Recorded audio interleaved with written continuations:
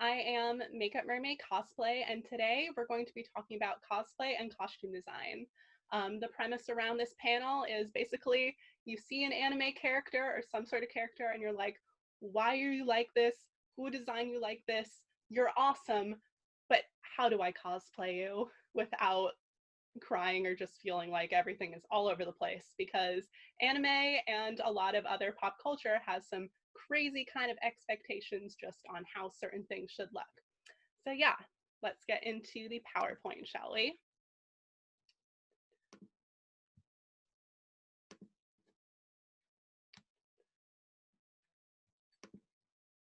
Sorry, you should have access now. Yeah, Sorry, I just cool. made you co-host. Thank you.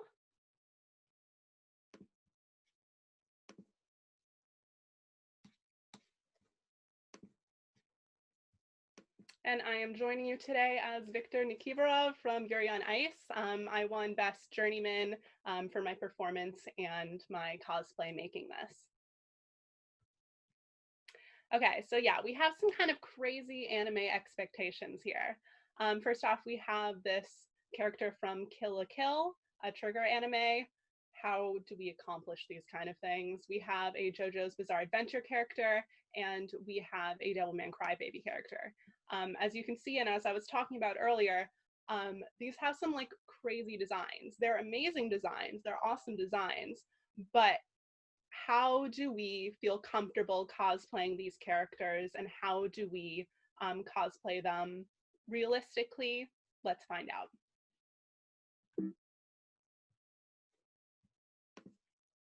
Okay, so one way you can do this is kind of creating your own original take on these pre-established characters.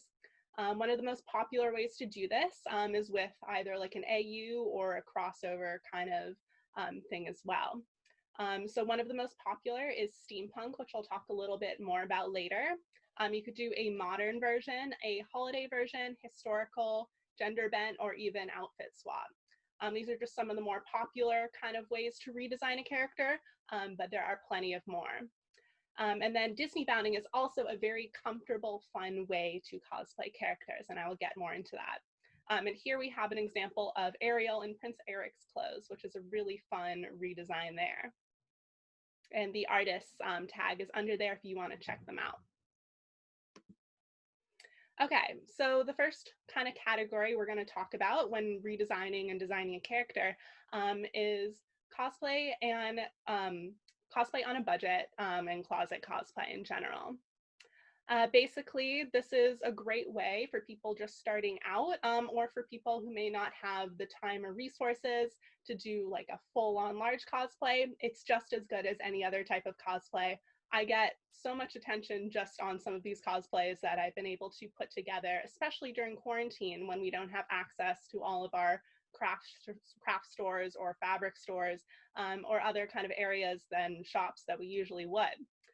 So for the first kind of example I have here, this is Kiki from Kiki's Delivery Service. I did her Japan Fest last year. She is very comfortable too. She is a modern dress, modern shoes, and a bow that I had from Snow White, and the wig is from Cora. So one way you can kind of have cosplay on a budget is reusing kind of different elements. So for her, she is, yeah, just very comfy, and even a broom as a prop from your own house. This was just a modified broom with a little plushy Gigi. Everybody at the event loved it. It's a great time, very comfortable. I did not have to spend too much on this as well. Another kind of example I have here is Portia Devrac from the game The Arcana, the mobile game. She, again, is kind of clothing that I was able to find in my closet. And as well, I added a headband that I made out of kind of scrap fabric. So again, very comfortable, very fun. You can still have a lot of fun doing photo shoots and stuff like that while being inside right now. And yeah, she is one of my like more popular characters, even though she was one that I haven't spent months and months making, but she still is a lot of fun to cosplay as. And my wig is actually my Merida wig as well. So yeah, reusing wigs is a great way to kind of keep things lighter on the budget. And then we have Lenore here as well from the new season of Castlevania. She is my Anastasia wig and my Elsa dress.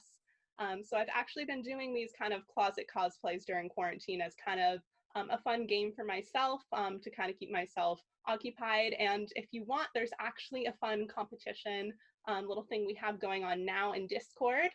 So it's like this closet cosplay competition where you try and put together a cosplay within this kind of weekend just out of things you have. So it can be a lot of fun to get creative doing cosplay on a budget and closet cosplay. So now next, let's talk about Disney bounding. So Disney bounding is basically this practice where at the Disney parks, unfortunately, at a certain age, you're kind of cut off of being able to kind of wear full cosplays, full costumes to the parks just for the sake of kids because yeah, they don't want to confuse any with the actual performers versus guests at the parks. There are a few exceptions to this rule, such as during the Halloween late nights, they have some kind of exceptions where you can get dressed up during certain times. But overall, Disney bounding is the way to do it if you want to dress up to go to Disney or just to kind of have some little fun sprinkle of nerdy fashion in your daily life. So yeah, let's look at some of these examples. First, we have Snow White. So as you can see on this cosplay, I kind of took some elements, this Disney bound, I took some elements that you see on Snow White, the three primary colors. We have the nice kind of yellow skirt, we have the blue bodice, and we have the little red cardigan piece as kind of her puff sleeves. And again, you can't really see the bow in that picture because my hair matches the bow, but it's a great way to be able to comfortably do these characters and still be very recognizable. Snow White actually got very excited seeing another kind of Snow White character. And I had a fun interaction with the Evil Queen as well, who said she did not like my color scheme because it reminded her of Snow White. Next, we have Anastasia. So Anastasia is now kind of technically a Disney princess. She's on the border. Fox was purchased by Disney.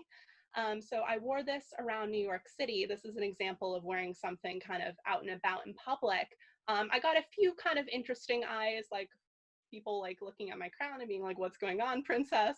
But overall, it was a lot more comfortable wearing a princess outfit within New York City without feeling like a full Giselle moment with giant sleeves running through the streets of New York. So I was able to wear it to the show. It was comfortable. It reminded everybody of the character. I had a lot of people coming up to me. And even the lead actor for it, Christy Alto Marie, who played Anastasia, came up to me and she loved my outfit. So I was very excited to be able to kind of bring that same design and spirit into this world. And then lastly, we have kind of just another take on Ariel. I have the ever popular little Disney ears, as well as a shell purse, and I have a mermaid scale dress. So again, it doesn't have to be completely character accurate.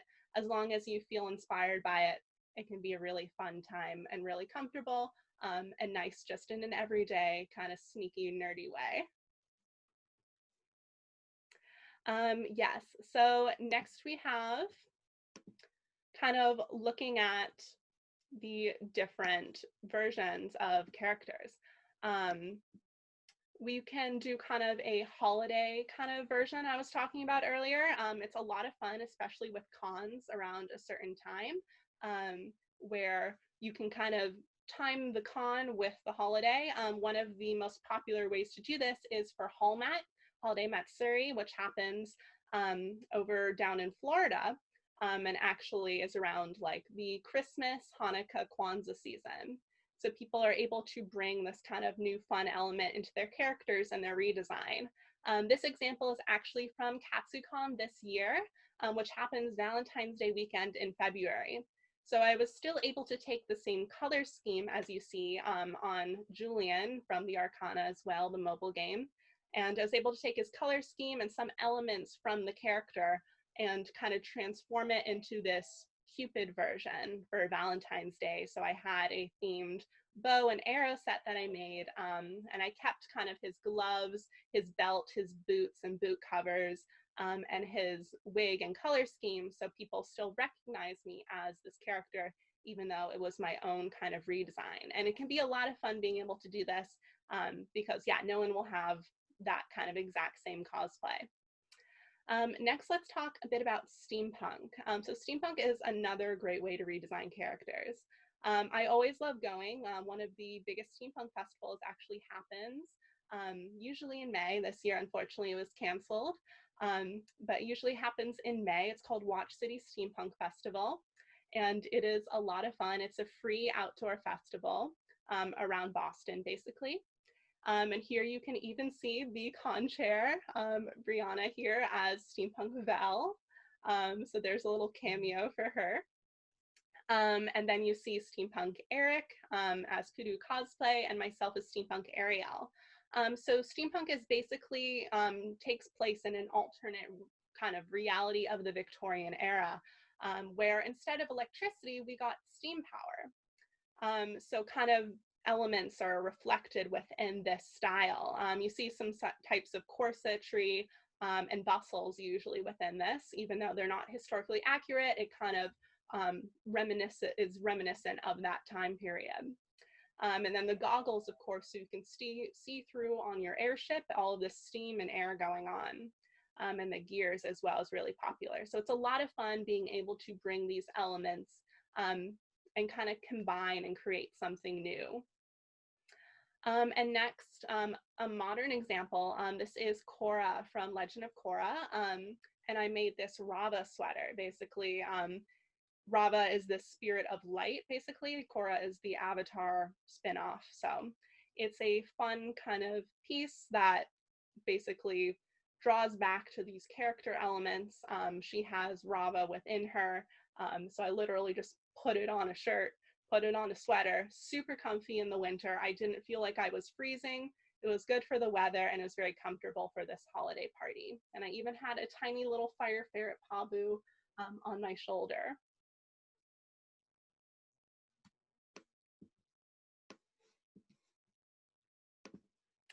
Next, let's talk about historical cosplay. So you can do this either as certain characters might be from an era or just do your own kind of design from an era.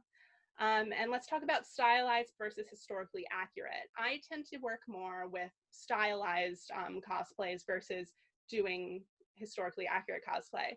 Again, it's always good to research everything before you go in and kind of stylize it so you know the proper way to do it with that, by then kind of doing your own spin on it.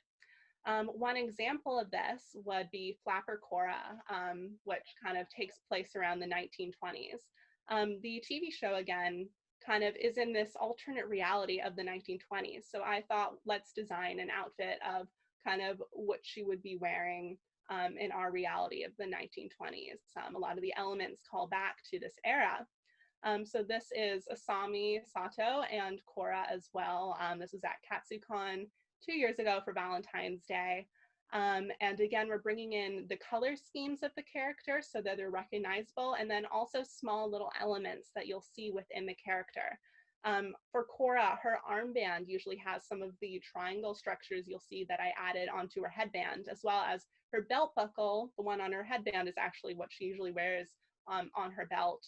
And again, I kind of meshed these elements together to make sure people knew who I was, but kind of had my own take on it. So it's a lot of fun being able to do that and sprinkling in elements from the show.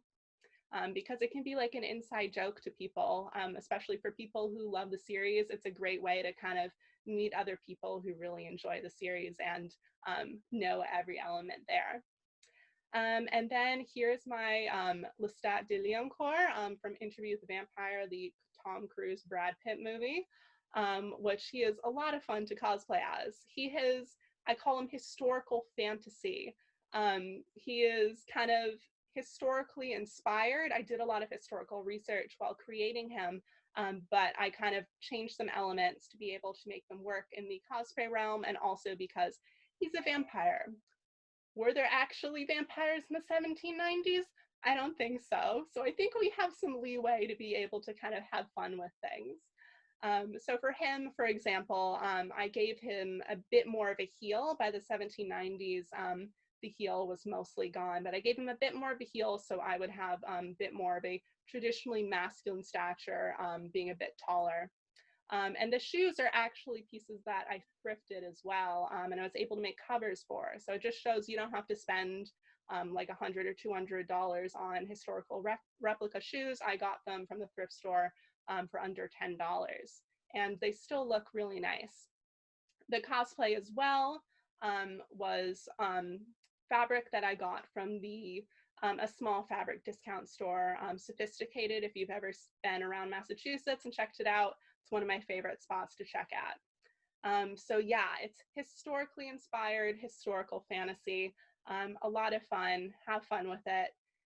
You may kind of bump into certain people who are like, it's not historically accurate, but we're here to have a good time. So I say that it's, it's my own kind of take and my own version. Again, if it's historically accurate, I'd probably be hand sewing the whole thing as well, where, us as cosplayers usually are working on a very tight con crunch, trying to get everything done, where sewing machines are known as hot glue guns. So being able to sew this whole cosplay is a feat in itself. Versus trying to work last minute. I made him in like 3 weeks or something, and I felt like a vampire while sewing him.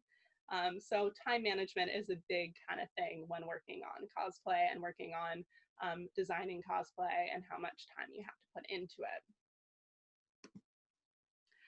it. So here's some more things to consider while designing. The price point that you're going to want to put into this. Again, I say that anybody can make anything at any price point, and it doesn't have to look a certain way. I have seen cosplays that have been made for $20 or $50 that look just as good as cosplays that people have spent $150, $200 on or something like that. It's all about being able to work with the kind of materials that you have, and yeah, just kind of get creative with it, which as cosplayers, we really get to be at that. We get to be very good at that. So looking at cosplay fabric types, I try to discourage people from relying solely on Joann's. Joann's is one of the kind of biggest, most popular fabric stores. They have a wide variety of fabrics, but they are often priced very high, so that they are able to use sales and coupons to get people to buy more of the product. That's just their business strategy. So if you do purchase from Joann's, I would say definitely bring coupons and things like that. But yeah, I recommend trying to find some other smaller local fabric businesses as well. You'll find some really gems. You'll find some like very nice gems of fabric by going there. But in general, synthetic fabric tends to be less expensive than natural fiber fabric. Synthetic is, of course, man-made fabric, so it's made using different chemical processes, versus natural is fabrics like cotton, like wool, things like that, you can kind of get from nature. The nice thing about natural fabrics is they're easier to dye usually, and they're also easier to iron. They will not melt like some plasticky synthetic fabrics. But again, when you're looking at price point, it's something to consider, and also just how long you think it will last as well. And the look of certain fabrics you cannot get in natural fiber sometimes. Thrift stores are your friend. You can find even fabric bolts. Some people have found full fabric bolts at the thrift stores, or using curtains or bed sheets to work off of in true princess style. I actually just made my recent Rapunzel dress, you can find out on my Instagram, makeupmermaidcosplay, out of an actual bed sheet. So it's getting creative. I got that bed sheet at some point for like $5 or something like that. So getting creative on a budget. It's a great way to do it. It's also great for the environment. Making fabric is very taxing, just on our ecosystems. It uses so many gallons of water just to create fabric. So when you're able to thrift certain fabrics or certain elements of the cosplay, it can be a great kind of thing for the environment, and also good for your wallet as well. It can also be like a treasure hunt going to the thrift store to get certain cosplay element pieces. I always have a fun time kind of searching around. I feel like Indiana Jones kind of exploring, or Lara Croft looking for cool, unique elements that nobody else has seen, versus people who may shop at the same fabric supply store, the same cosplay. Yeah, you might kind of overlap there. So it's a fun little way to get new elements. And if you can sew or even use a hot glue gun, you can kind of cut things up and be able to piece them back together like a puzzle. So that's a great way to do it and to recycle. Another thing to consider is the temperature of when you'll be cosplaying, the time of year, and the convention space. So I have some fun stories of almost passing out. Do as I say, not as I do, while being very much so either overheating in cosplay or almost freezing in cosplay. Let me tell you, the cold does bother me anyway when I'm cosplaying an Elsa in a blizzard. I did a shoot with her in 9 degrees Fahrenheit weather this winter, and it was very stupid of me, but I did it. So you're gonna want to consider being more sane than I am and actually wearing cosplay that's appropriate and designing with certain fabrics in mind that are appropriate for the weather. Another poor example of this is when I made Alucard this past year as well. I made him and I wore him to Kineticon, which usually happens in June or July, I believe. I was in a full black cosplay with a long wig, and I was doing a photo shoot out when it was 90 degrees out in the hot sun, and I felt like a baked potato. So would not recommend. I did try to choose fabrics that were a bit more lightweight than I normally would for someone who's more gothic like Alucard, but it still would have been a better idea to do another design or use something else for him just to keep comfortable and to stay safe. Yes. Um, and then another thing is certain convention spaces can be more cold than others or more warm on the inside. So kind of know your space and know how you'll be kind of getting to that space. I love bringing kind of a themed jacket or cloak along with certain cosplays if it's chillier out, and then being able to take it off. But even while I'm holding it or wearing it, I still feel in character and I still feel like good, and you could even get some photos in that if I feel like it's too cold. I have a favorite cloak, would highly recommend making or buying a cloak for the winter months in a neutral color. Yeah, the next thing we want to talk about when designing is the comfort of cosplay. Yes, so that's another time where you're just like, a lot of times cosplayers sacrifice comfort for just the overall aesthetic. But it's good to consider and to keep in mind, how long will you be wearing that cosplay? What's the size of the convention space? Certain cons, it's kind of insane, such as like New York Comic Con, PAX East, to wear large cosplays around the hall space and feel like you're not going to get slammed into or like you're blocking the space. So it might be better to be more compact and design more compact for those times, as well as just the comfort. I have certain cosplays that I love the look of, but I do not wear them that often because they're so uncomfortable. One which I'll talk about is my Anastasia cosplay. I love her. She is so heavy though and so warm. So I haven't worn her as much as I would have liked because she is a bit more uncomfortable, even though she looks very gorgeous and I love her finished product. So the next thing, kind of continuing on that, is how you're going to store and travel with these pieces of cosplay. So you want to keep this in mind while designing them. For example, while designing props, you can make them out of PVC that can screw and unscrew so they can fit into suitcases or different bins, so you can actually transport them a lot easier. I have seen some times that, and I have experienced some times where things did not go according to plan because I hadn't planned as well. One instance of this was actually this past Katsucon. I was trying to bring my Alucard sword with me. And on the way there, the security guards, they were like, yeah, sure, it's great. They actually even asked to play with the sword. I was like, as long as you get it through security, sure, have fun, just don't break it. But then on the way back, they did not allow that. So I had to actually ship the cosplay prop home separately because it did not fit into any of my suitcases. So yeah, just keep that in mind while designing your props because it can be kind of a crazy experience dealing with that. So yeah. And then also just with armor and other larger kind of cosplay pieces, whether you have like a giant tail or wings or something like that, make sure that it kind of is easy to take apart slash fold down and get compact, because certain cosplays just are not good to travel with. So consider that with what con you're designing it for. Next, let's talk about pockets. You will thank me later. Pockets are great whenever you can include them in a cosplay. They take a little bit longer to add in, but they make your life so much easier. Yeah, they are so great. Basically, here are some examples of pockets that I have done. Here we have Alucard from Castlevania.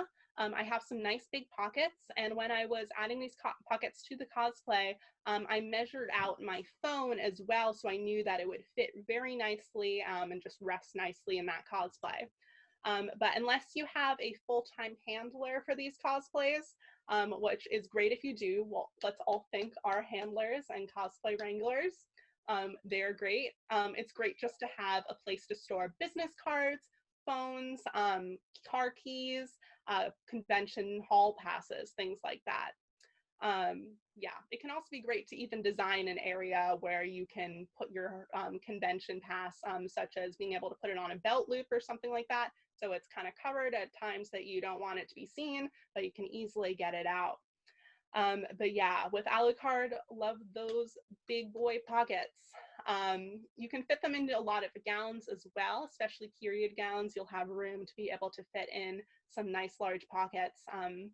And then Lestat as well, we have some nice pockets. And then this is a little teaser of my Howl from Howl's Moving Castle. This is actually, these pockets are on the lining fabric. They're double welt pockets. So I didn't want to have kind of any clashing happening on the outside of the cosplay, because as you can see, I spent all this time kind of patching and quilting this together. But I didn't want to have like a large pocket distorting any of that. So I built pockets into the inside and I measure them out. So with some characters like Howl, I hate his design because he's wearing his jacket off the shoulder the whole time. So that's going to be annoying. So designing it in a way that I can kind of put it onto my shoulders and being able to reach into my pocket without it falling off of my shoulders is kind of, these elements are things that you just want to think about so you have an easier, better, more relaxed con experience. But yes, pockets are your best friend. You'll thank me, you'll thank yourself later. Spend the time to learn how to do pockets. There are a lot of tutorials online and there are a lot of different ways to add pockets into your garments. And if you can't add pockets, add places and props that you can store things as well. That's another great way to do it. So yeah, let's go over the overall kind of design process. So each person is different when designing. These are just kind of some generals that I've kind of come up with myself and also just talking with other people. So first, kind of finding your inspiration. Before you start to cosplay, you have to get excited about the cosplay. You have to get inspired. You have to want to spend all this time and money kind of putting this cosplay together. So start off with finding your inspiration.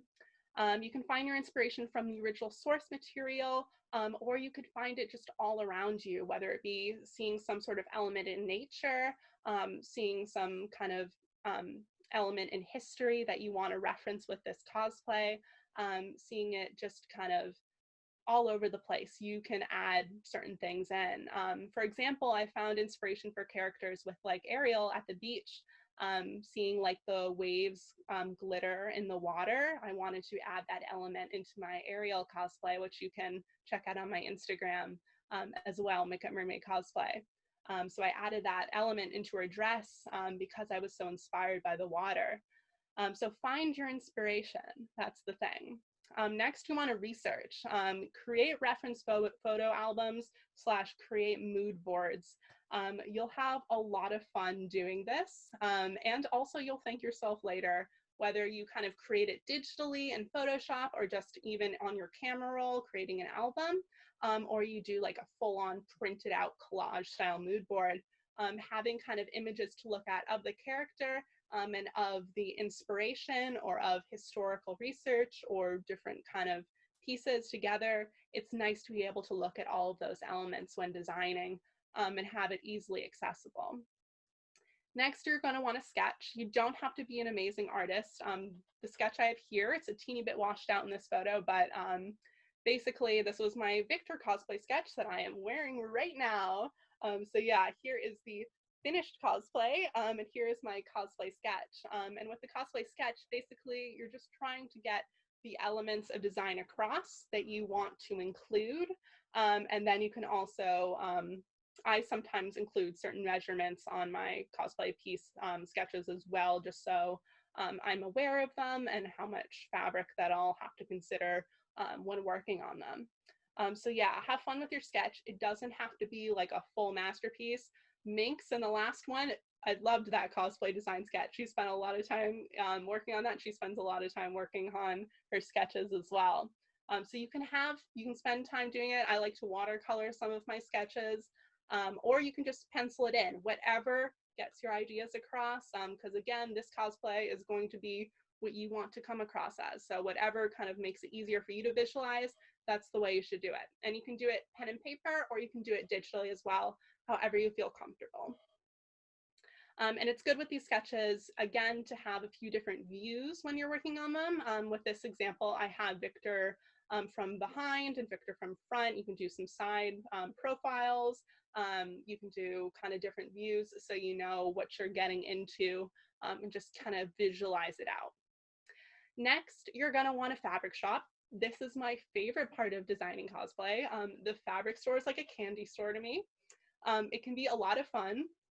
And make sure you budget before you go, because you can be tempted by so many pretty fabrics, but knowing your budget can just help you in the long run so you don't overspend, because I've been very guilty about overspending. Yeah, so basically work on your stuff, research, go to the fabric store, enjoy the fabric store. Get inspired at the fabric store. If you want, you can get swatches the first time you go, and then kind of think about certain things and make sure you have all of your measurements and everything, the amount of fabric that you'll need, the yardage. And then you can come back the next time as well, or you can buy everything that day, however you want to do it. But yes, I also recommend at the fabric stores, they may get a teeny bit annoyed, but trying to either put swatches together or put bolts of fabric together to just look at the overall fabric. Look at how certain elements of the fabric and certain elements of the other parts of the cosplay kind of come together. You want everything to kind of just be harmonious and look really nice together. You don't want anything to clash when you get home and then you're kind of stuck with this fabric and you're stuck with this. You want to be very excited about it. Another tip I have is to take pictures of the fabric, both with flash and without flash on your phone, because again, depending on who's doing your photos at the con, you want to make sure it looks good in all different types of light, because you might see a gorgeous fabric to your eye, it looks gorgeous, but then on the camera, it can reflect in a weird way or be distorted. And then you're just like, oh, I made this cosplay that doesn't look good in pictures. And that's not everybody wants to do cosplay pictures, but to some people, that's part of the fun, is making sure it looks good in pictures, on stage, and all angles. Yes. So yeah, next you might have to go back and modify while you're working on these. Sometimes you have this dream idea of this fabric that just doesn't exist in reality. Or sometimes you find a new fabric that you didn't think you would ever find. And then you want to modify your design to be able to use this fabric. So for example, so for Victor, I have these kind of design elements on him. His suit is kind of reminiscent of a nutcracker in a way. This is his skating outfit. And with this, I originally was going to do sheer panels as well for these, but I ended up going with velvet because it added some more texture to it versus the sheer panels, because I found a nice velvet that I liked while looking around. So being able to kind of pivot and modify your designs as you go will give you a better finished design overall. Next is sewing, which can be a fun part or it can be a scary part to do. Love your machine, get used to it, do little test swatches before you go into your main fabric. Have fun with it.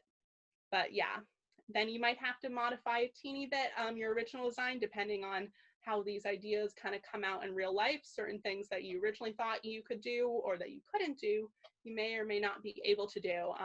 So yeah, you might have to modify a little bit again.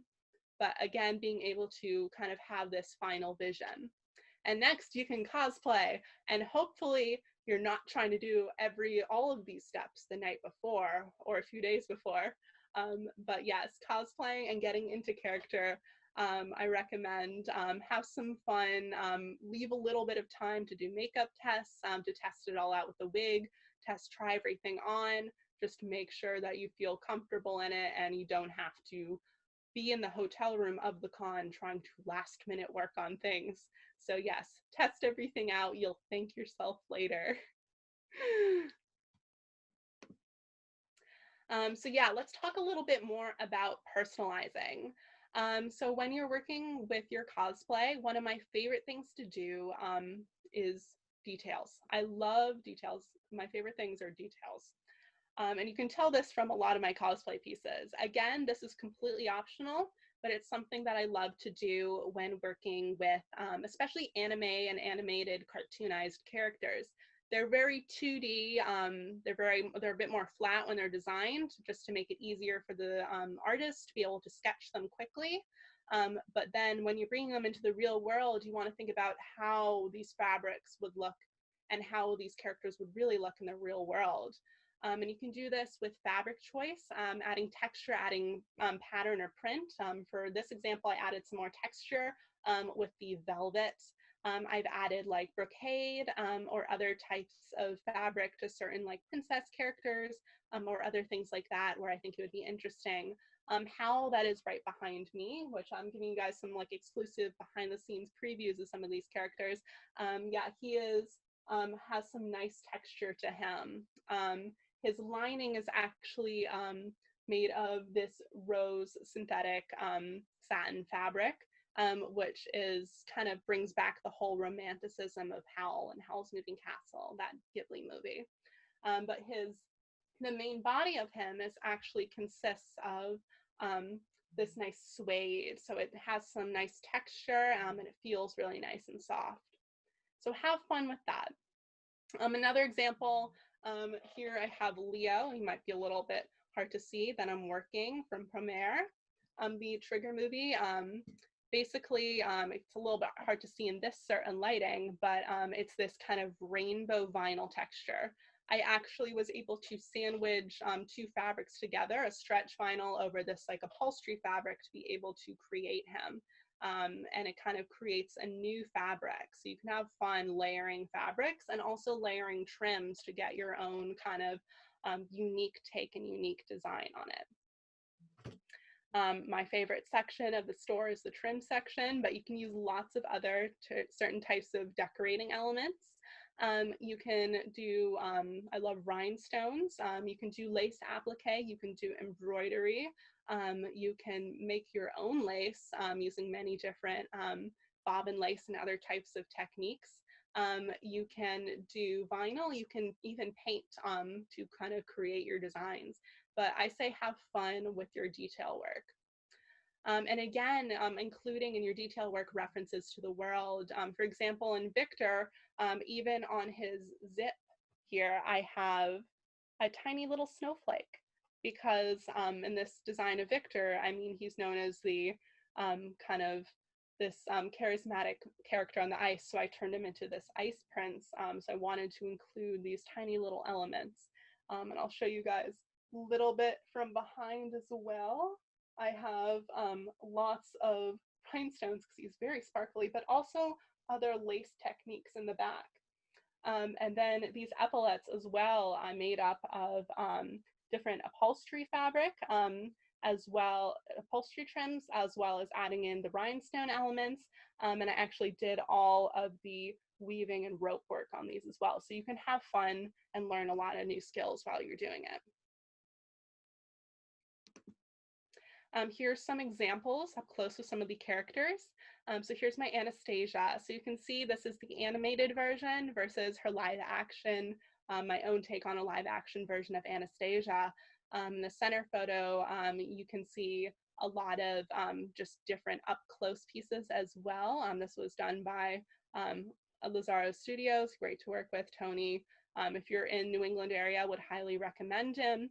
But yeah, you can see from the original design to my design, I took different lace and satin, and I was able to layer them and add my own lace applique and my own pearls and other beadwork on top of it to kind of create something new to combine these fabrics.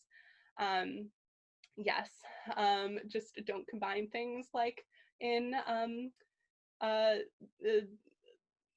the Full Metal Alchemist. Yes, be careful about combining things in that way. But with fabric, it can be a lot more harmonious than Full Metal Alchemist combining of people and animals. Yes, so yes, here we see again the trims. I layered 2 or 3 trims on top of each other to create the lace elements on the bow pieces. I also wanted to focus on the jewelry making. I made her necklaces and I did her signature necklace from the movie as well.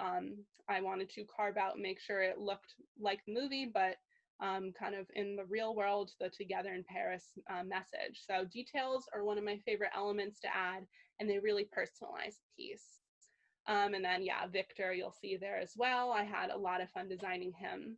And then Rapunzel, which again you can find on my Instagram, I even added some of her tiny little corona suns from her kingdom onto some of the grommets on her lace-up bodice. So it's those fun little elements that can be really great to differentiate yourself. So here's another example about taking one character and doing many different looks. Again, you probably have noticed by now, Ariel is one of my favorite kind of characters to do. You can probably tell from my handle as well, Makeup Mermaid Cosplay. So I decided to do this exercise where I took her and I kind of designed her in 3 different styles. While still retaining some of the elements. So this is a fun exercise to do with different iconic characters. So if you want and you have some free time over your summer or over quarantine, kind of have fun and challenge yourself just to do these designs, whether you may or may not make them in person. So here we have an example of a suffragette Ariel. I wanted to include for a historical piece, these suffragettes were all about getting women's voices heard within politics and with voting and within the community. So Ariel loses her voice and she's trying to get her voice back the whole movie. So I wanted to include that element while designing her. And even the color scheme of the suffragettes, some of the colors that they wore kind of match up with the greens and purples and whites of Ariel. So I also softened her hair a little bit more to make it more of a natural red. It's still very bright. And I even included like the snarf flat and diggle hopper within this look. Another example we have is the belly dancer Ariel. So within the movie and within the kind of folklore, I mean, Ursula tells Ariel, use your body language to communicate. So I thought belly dance is a great way to use kind of the body as a form of dance and communication. So I decided to use these elements to kind of create and design this version of Ariel. And it also kind of matches up with her mermaid design as well. And next, I kind of took an editorial look on it, kind of looking at how humans have turned the oceans into just these trash pits almost. So this is what Ariel would look like nowadays in the oceans, just covered in trash. So this is kind of a editorial slash high fashion kind of take on Ariel. So next, let's talk a little bit about competitions. For competitions, you want to know what type of competition it is. Again, don't have to compete. It's some other fun thing to do if you want to compete. It's not for everybody if you don't want to compete. I find that at least in my area, there's a really fun community kind of talking in the green rooms backstage, and it's a great way to learn new things, to meet other people who are passionate about cosplay and designing cosplay. So you want to know what type of competition it is if you're designing a character for it. Some competitions are more about complete accuracy to the original design. Others will let you kind of do your own takes on characters or your own original designs. So you want to kind of look into that before you take a different stance on how you're going to design. And then you also want to think about craftsmanship and performance. If you're performing in the character as well, are there certain elements that you can include within this cosplay?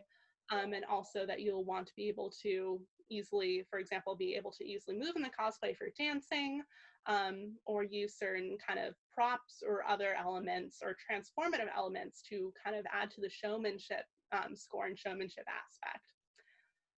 Again, with craftsmanship, you want to be very careful and use and learn some interesting techniques to be able to accomplish this. But yeah, there are many different elements when talking about showmanship. For example, my Anastasia gown is actually a transformation gown. I'd always wanted to make a transformation gown, so I decided to do this with Anastasia because I hadn't really seen many people do this version of her. So I transformed her from Orphan Anya into her Once Upon a December dress, and I was able to sing live and transform her on stage this past last year at Pop Cult Anime Con, and I was able to get Best in Show with this design and with my passion put it into this project. So I say get excited, find new ways to do things and new ways to design things. I was very excited to be able to do a transformation gown my first time. And then also kind of if you're able to, if you have different talents and different skills, incorporate this within the cosplay. I know one of my friends did a performance where she was ballet dancing as a certain ballet doll character from Black Butler. So yeah, being able to include these elements within the design. Be careful if it's something that you're not comfortable with. I do not recommend, going on point with characters like Spider-Gwen if you're not classically trained like that.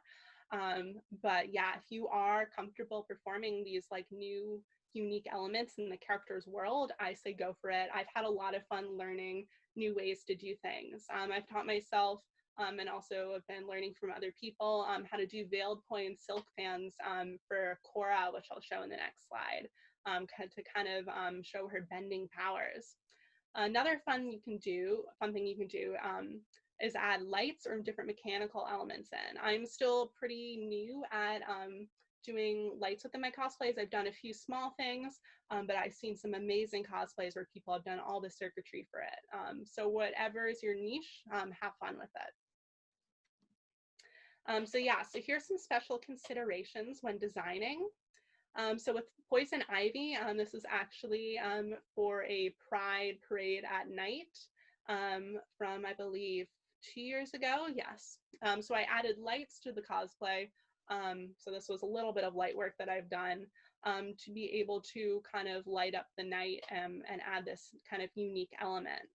Again, with Poison Ivy, I added my own design elements to her to kind of give her a kind of classical Hollywood / burlesque look from the kind of original Poison Ivy designs. So have fun with it and have fun with lighting up the night in everybody's world in cosplay, especially if you're going to be cosplaying at night or like at a cosplay party or something like that. It can be a lot of fun to be able to to light up the world and be lit, get lit, basically, in lights. So that's a corny joke for all of you.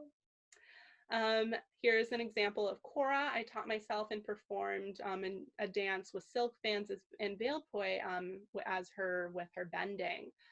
So learning these different dance styles, I enjoy it so much, and learning these different elements to kind of create this character's world in the real world. Another thing to consider, not a lot of people might have to consider it, but if you're going to certain cons or you're doing certain photo shoots, waterproofing or making sure cosplays are water safe. Some cons like that include Colossal Con Prime and Colossal Con East, where you're gonna want to be in cosplay you're okay with getting wet and it won't get ruined. One of my cosplays from this example would be my Mara cosplay from Aquaman.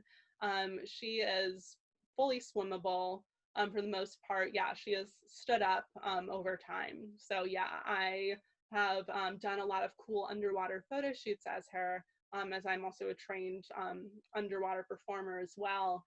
So kind of including these elements and being careful if you don't want to get cosplay wet, but that's another fun example.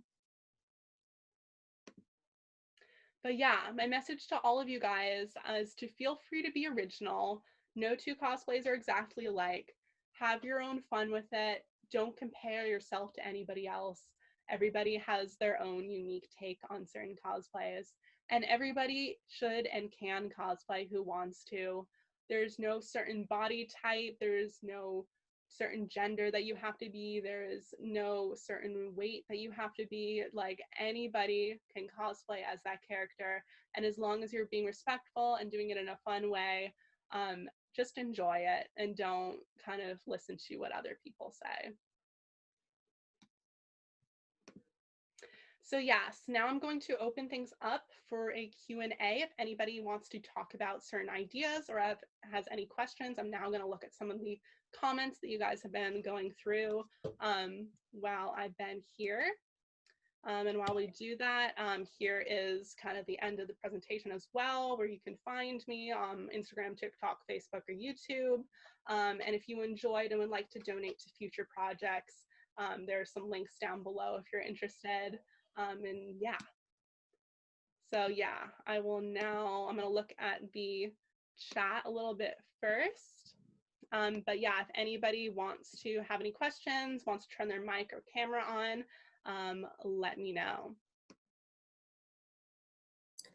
So I'm looking to start on a cosplay that's actually a bit complicated, but I'm hoping to do it on a rather limited budget. What would you suggest to like makes a costume as cheap as possible while also making sure it has all of the rather fancy elements that it needs, or if that's possible? Yeah, no, I think it's definitely possible. It's all about being resourceful. I've made certain cosplays using cardboard or craft foam, and you can weather them in certain ways to make it look like nice metal.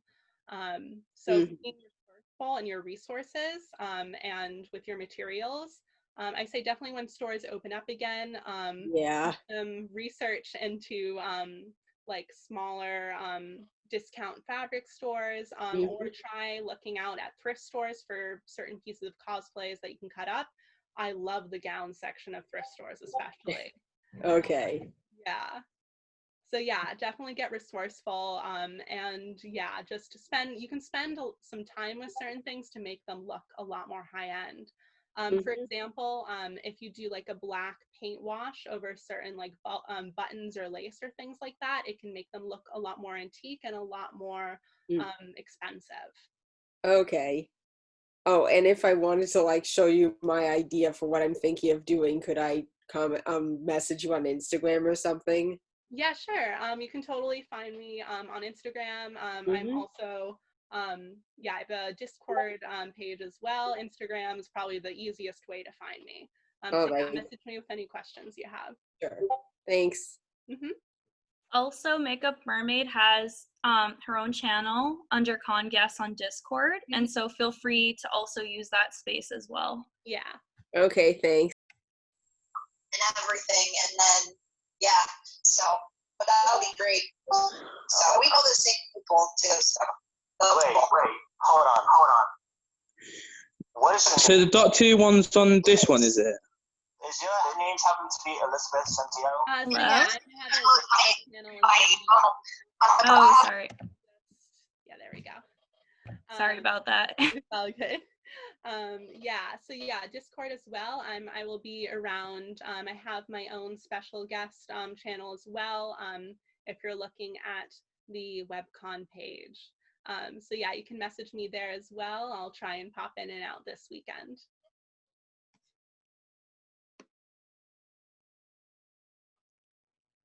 Cool. But yeah, so really, I say just have fun with your different cosplay pieces. Have fun designing. yeah, and if anybody has, yeah, any other questions, feel free to ask me. Feel free to message me about specific questions. Yeah, I'm gonna look in the chat a little bit and see if I can answer any questions that were asked in the chat while we're going. Yeah. I knew I saw someone ask questions about compacting your sewing room. Yeah. I don't know if they're still here, but feel free to unmute yourself and you can say it or type it again in the chat. Mm-hmm.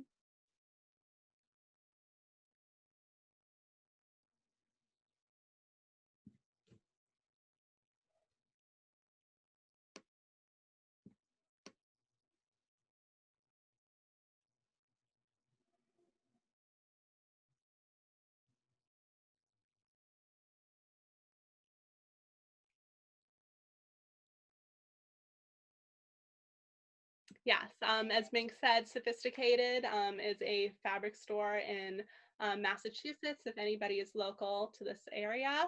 I am a Boston-based cosplayer. A lot of us are from that area around here.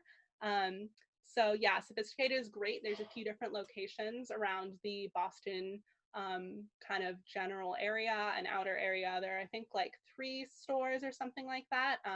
And they're a nice small owned discount fabric store. But I'd say do some research into kind of your area and join like certain Facebook groups and other stuff like that to find some cool little hole in the wall stores.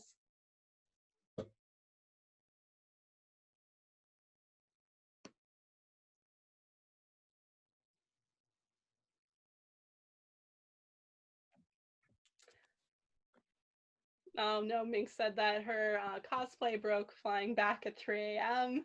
Yeah, no, sometimes certain things happen. I've had certain cosplays hopefully break by the end of the con. I was wearing Victor actually on my way home, and my staff that I had made for him, the wind kind of slammed it onto the ground. So yeah, no, there have been some fun, scary con horror stories as well. Yes, pockets. Pockets are great. Yeah.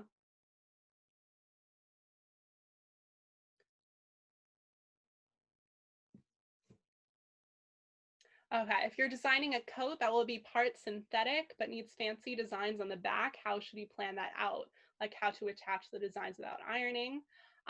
So yeah, you can either, if you know that test out your fabric with your iron, do small swatches, I say, before doing anything, because again, it might melt. There are certain different types of bonding systems. I use a certain type of spray glue, for example, that I was using on this fabric actually to bond it to this other heftier kind of fabric to create this, motorcycle jacket look that I wanted. So yeah, I was using this fabric to sandwich it together, but I could not iron this fabric or do fusible interfacing or anything like that because I knew that under the iron, this would melt. So yeah, you can use certain glues that you don't need heat to put together. Another kind of thing you could do, you can sew. Clear thread is your friend. That's another fun trick. Using clear thread, if you don't want to hand sew everything, if you don't have time to hand sew everything, you can try and do certain elements using clear thread on the sewing machine that might show using a thread, a certain type of, normal synthetic or cotton thread.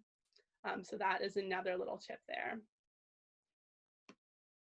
Yeah, appliques are a great way to do certain things. That's how to attach appliques there. Yeah. And you can also even create your own applique by cutting up like lace fabrics and things like that. You can also do your own just paint on designs. Another fun trick to do is to use puff paint, wait for it to dry, and then embroider over it, and it will look like nice and 3D. That's a fun tip as well.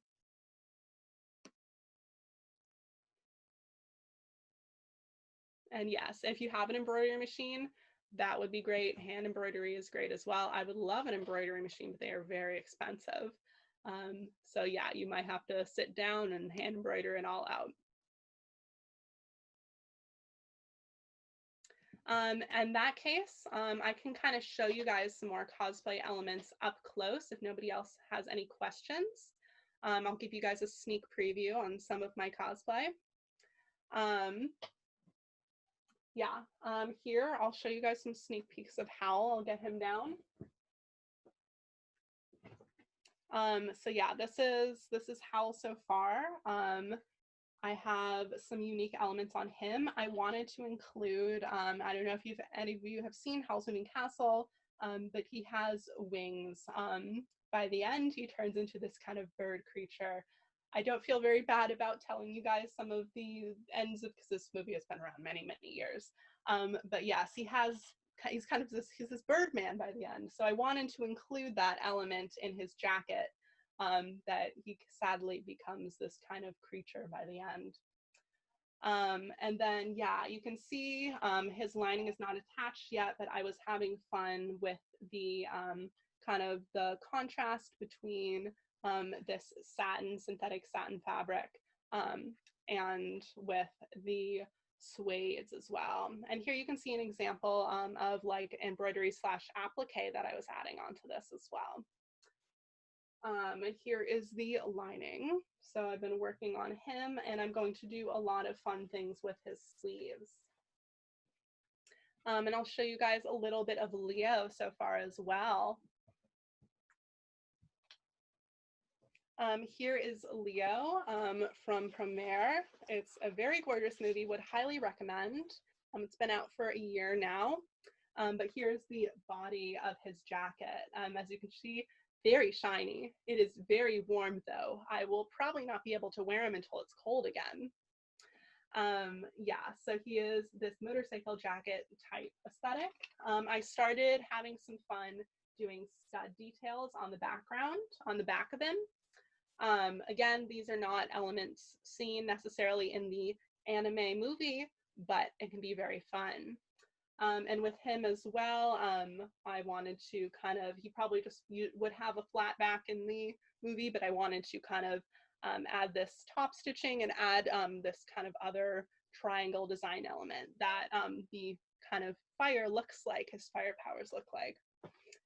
So yeah, have fun with that. I'm planning also to add some other fun things to his ropes and epaulettes, like I have done with my Victor that you don't necessarily see in the anime, but can be a lot of fun to do. And he's one of the characters I've been yelling at because he has, I counted 16 belts. Why? 16 belts, and he has like 7 zippers or something. So yeah, those are some projects I have been starting, but have a lot of work to do. Howl as well, I'll tell you guys a little secret about him as well. I've been working on some handmade ribbon roses as well to add to some of the romanticism involved with Howl. So he's going to have a lot of interesting kind of original elements to him. So I'm excited about that.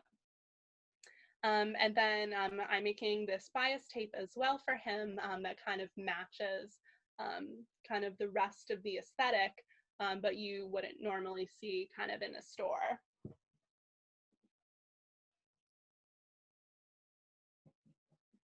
So here is my test swatch for my studio. So yeah, this is synthetic, but it still looks really gorgeous, the synthetic satin. Yeah, in the lights, and kind of this was fun because in the stores, in the original anime, Howl's lining is bright red, but I wanted to make it more of a burgundy, and I thought it looked really nice with this kind of as the trim on him and as the bias binding. So as you can see, you want to have some fun in creating depth in the character. Cool. And then also I'm going to plug, I am part of a cosplay photography and etiquette panel happening at 7 p.m. tonight. So if you guys want to come back and check that out, definitely enjoy. It's going to be fun. It's going to be myself, Mink, Carly Wynn, and then 3 photographers as well. So you get both sides of the story, the cosplayers and the photographers, and we're going to be talking about kind of the etiquette that goes into working with photographers, and as well kind of different posing, different ways to do certain things, and how to kind of get started working with photographers or working with cosplayers if you're a cosplay photographer. So if you want to check that out, definitely come back at 7 p.m. tonight. Yeah, no, animes, they have some crazy designs. That's, yeah, I'm looking in the chat again right now. Yeah. But yeah, if anybody else has any other questions, let me know. I can keep kind of going over my Victor cosplay as well.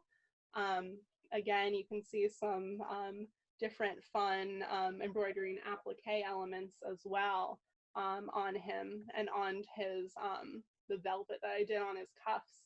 And I kind of added some lace as well.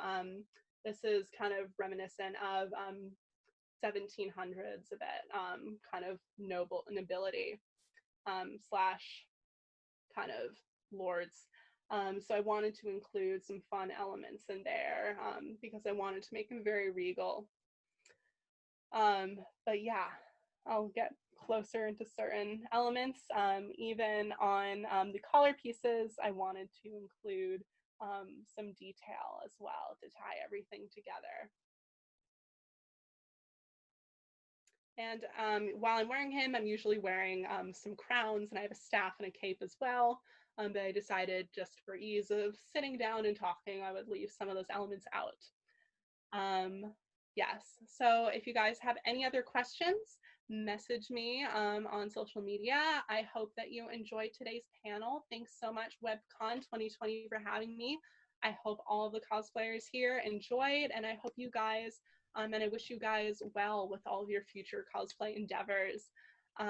Yeah, everybody brings something unique to cosplay, and I hope we get to have cons again at a safe point in the future so I can see everybody's gorgeous cosplays in person and look up close. So yeah, enjoy, and thanks everyone for coming. Thanks, Makeup Mermaid. That was a really awesome panel.